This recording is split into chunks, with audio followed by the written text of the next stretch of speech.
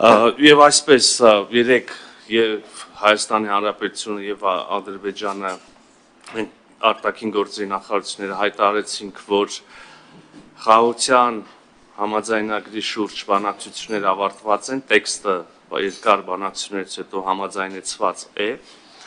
Ես սա համարում եմ չափազանց կարևոր հանգրվան հարաբերությունների կարգավորման եւ մեր շուրջ Հայաստանի Հանրապետության շուրջ տարածաշրջանում խաղաղության հաստատման ուղղությամբ, ինչպես նշեցի, տեքստը համաձայնեցված է, Հայաստանի Հանրապետությունը առաջարկում է հնարավորինս արագ շուտափույթ մեկնարկել խորհրդակցություններ Ադրբեջանի հետ պայմանավորվելու համաձայնագրի տեղի, ժամանակի եւ մյուս մանրամասների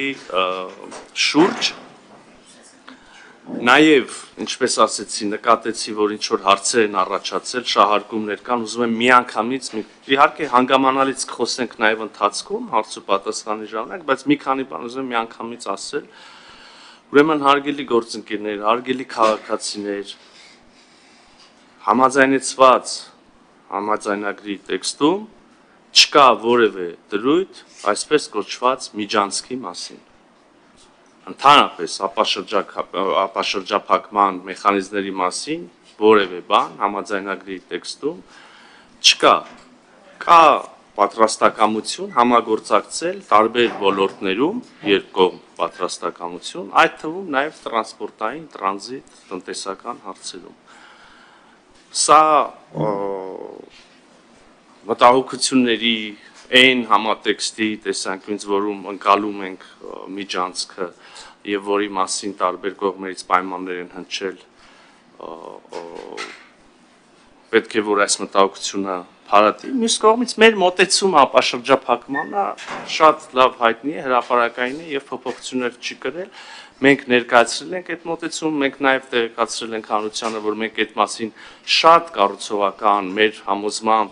երկուստեք ընդունելի առաջարկ ենք ներկայացրել ադրբեջանական կողմին եւ այդ առաջարկը հետեւյալն է, նախ ապաշրջափակել երկաթուղիները, հնարավորություն տալ երկու երկրներին օգտվել միմյանց երկաթուղային ցանցերից, ինչպես ողջ աշխարհը մենք եւս կարծում ենք, որ կարող ենք որոշակիորեն բարձրացնել սահմանահատման գործընթացը ապահովելու բեռների ավելի սահուն ընթացքը, բայց ինչպես նախկինում, այժմ էլ եւ վաղն էլ մեզ համար անբեկանելի ընկալում եւ պայման է, որ բոլոր ենթակառուցվածքները, որոնք ապաշրջափակվեն, մնալու են եւ գործելու են այն երկրների ինքնիշխանության ներքո, որոնց տարածքում գտնվում են։ Այսինքն լավ ավելի ուրիշ բառերով ասեմ եւ ավելի պարզ եւ ուղիղ, Հայաստանի Հանրապետության բոլոր երկաթուղիները, բոլոր ճանապարհները, ենթակառուցվածքները մնալու են Հայաստանի Հանրապետության եւ գործելու են Հայաստանի Հանրապետության ինքնիշխանության ներքո եւ օրենսդրությանը համապատասխան։ Մենք նաեւ կարծում ենք, որ ինչպես եւ նախկինում համոզված ենք, որ որևէ երրորդ ուժերի կողմից այդ ենթակառուցվածքների վերահսկման կարիք չկա։ Բեռների օրինակ անվտանգության ապահովման համար կարող են գործադրվել այլ քաղաքակիրթ աշխարհին հայտնի տարբեր մեխանիզմներ։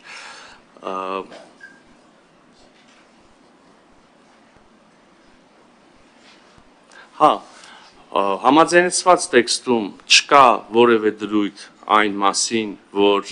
մինչև խորհրդային միության փլուզումը երկու երկրների տարածքներում բնակեցված եւ հետո այդ տարածքները լքած մարդիկ պետք է վերադառնան իրենց տները կամ այն տարածքները, որտեղ իրենց նախնիները ապրել են։ Նաեւ ուզում եմ անպայմանորեն ասել, որ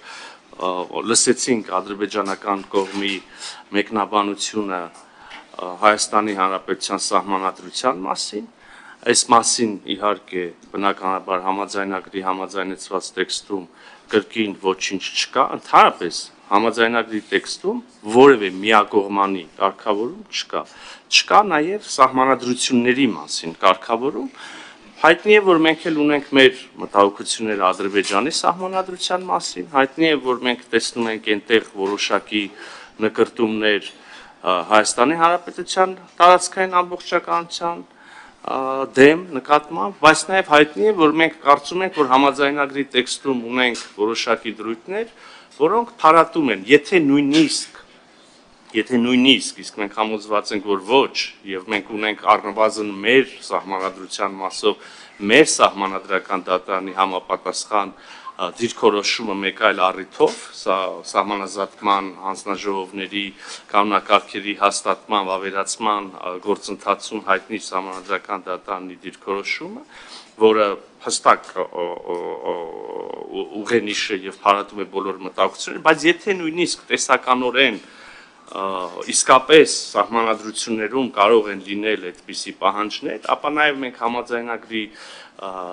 տեքստի ստորագրմամբ եւ վավերացմամբ, իդեպ այդ վավերացումը կրկին պետք է անցնի մեր սահմանադրական դատարանով մեր պարագայում,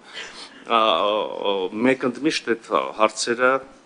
կարող ենք համարել փակված, ինչևէ ամեն դեպքում, ինչպես որևէ խաղաղության համաձայնագիր, կարծում եմ կարևոր է որևէ խաղաղության համաձայնագրի պարագայում, մեր դեպքում եւս կարծում եմ, որ դատողություններ անելիս պետք է հիշենք մի քանի կարևոր հանգամանք։ Օրինակ, խաղաղության համաձայնագիր միշտ առնվազն ինձ հայտնի պատմությունից բոլոր դեպքերում եւ կամ այնքան ինչքան ես եմ տեսությունը ընկալում, խաղաղության համաձայնագրերը միշտ կնքվում են երկրների միջև, ովքեր մինչ այդ վարկյանը ունեցել են թշնամություն, միմյանց նկատմամբ թշնամանք, պատերազմ, զոհեր եւ հետեւաբար բարեկամների հետ խաղաղություն չեն կառուցում, բարեկամների հետ զարգացնում են հարաբերությունները։ Մեր դեպքում եւս պարզ է, որ եղել է պատերազմ, եղել է տարիների թշնամանք երկու կողմից եւ այստեղ ուզում եմ կարևորել երկրորդ դիտարկումը խաղաղության համաձայնագրերի մասին, ընդհանրապես որևէ խաղաղության համաձայնագիր, ամենայն դեպս պատմությունից ինձ այդպես է հայտնի, ես այլ դեպք չեմ հիշում, միանգամից բոլոր հնարավոր հարցերի պատասխանները չի տալիս, միանգամից այդպես կախարդական փայտիկով երկու երկրներին եւ ժողովուրդներին բարեկամներ չի դարձնում, համագործակից չի դարձնում, իհարկե լինում են բազմաթիվ հարցեր, այդ թվում զգայուն եւ գերզգայուն, որոնք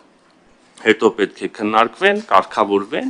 եւ մեր խաղաղության համաձայնագրի համաձայնեցված տեքստը եւ ստորագրման պատրաստ տեքստը եւս այս առումով բացառություն չի, բայց կարևոր է օրինակ նշել, որ այս համաձայնագրում նախատեսվում են մեխանիզմներ, որոնք մենք եւ Ադրբեջանը համաձայնագրի ուժի մեջ մտնելուց հետո կարող ենք օգտագործել խնդիրները լուծելու համար եւ հարաբերությունների վերջնական կարգավորելու համար, օրինակ, մի փոքրիկ նշում անեմ այստեղ, ես իհարկե հասկանում եմ հարգելի գործընկերներ, որ որոշակիորեն կաշկանդված են բառացիորեն մեջբերելու կամ բացելու համաձայնագրի տեքստը, բայց նաեւ վարչապետն էլ ասեց, մեծ հաշվով բովանդակությունը հայտնի է բոլորին։ Եվ ուզում եմ ասել, որ համաձայնագրում նախատեսվում են մեխանիզմներ, որոնցով մենք կարող ենք շարունակել քննարկումները դեպի հարաբերությունների կարգավորում, ինչ կրկին շահարկվեց եւ որոշակի անհանգստություններ առաջացրեց։ Մինսկի խումբը նաև գիտեմ, որ հարցնեք հետաքրքիր է, Մինսկի խմբի վերաբերյալ մեր դիրքորոշումը եւս հայտնի է։ Մենք կարծում ենք, որ հարաբերությունների կարգավորումից հետո համենայն դեպս այն կարևոր քայլի կատարումից հետո ինչպիսին կլինի խաղաղության համաձայնագրի կամ եթե ավելի ճշգրիտ նշենք Ադրբեջանի, Հայաստանի Հանրապետության եւ Ադրբեջանի Հանրապետության միջև խաղաղության եւ հարաբերությունների հաստատման համաձայնագրի կնքումից հետո կարող ենք համարել, որ ինստիտուցիոնալ առումով արդեն փաստաթղթավորված, եթե կարելի ասել, հակամարտությունը մոտեցավ ավարտին եւ այդ պահին արդեն մենք էլ կարող ենք ասել, որ Մինսկի խմբի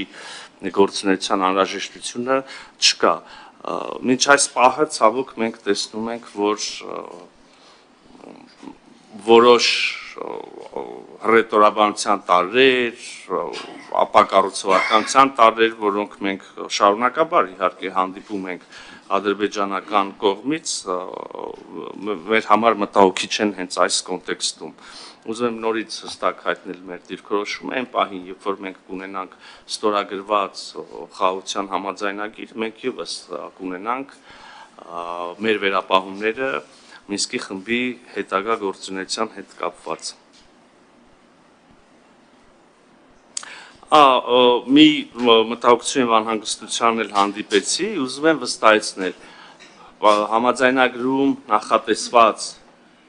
իսկ թվում է շատ պարզ եւ ակնհայտ բան, բայց թերևս կարիք կա ասելու համաձայնագրում համաձայնեցված, նախատեսված որևէ դրույթ, որևէ պայմանավորվածություն կարող է կյանքի կոչվել համաձայնագրի ստորագրումից, վավերացումից եւ ուժի մեջ մտնելուց հետո չի կարծում, որ նույնիսկ այս թեմայով շահարկումներ կլինեն եւ անհրաժեշտություն կլինի սրան անդրադառնալ։ Իհարկե կլինեն հարցեր կշարունակեմ նաև մեր դիրքորոշումները ներկայացնել, բայց ինչպես նշեցի, մեր այսօր հանդիպելու առիթը կատարողականն ներկայացնելն է, մեր արտաքին գործերի նախարարության մասով զեկույցով հանդես գալը եւ կարծում եմ, որքան էլ որ մյուս թեմաները չափազանց ակտուալ են, եւ ես փորձեցի մի մասին ուղղակի միանգամից անդրադառնալ, թերևս անհարգալից կլիներ ազգային ժողովի նկատմամբ, եթե խուսափեինք բուն զեկույցից, հետեւաբար խնդրում եմ զինվել համբերությամբ։ Իհարկե ես միայն մի մասը կներկայացնեմ մեր գործունեության, մենք առիթ ունեցել ենք այս մասին խոսելու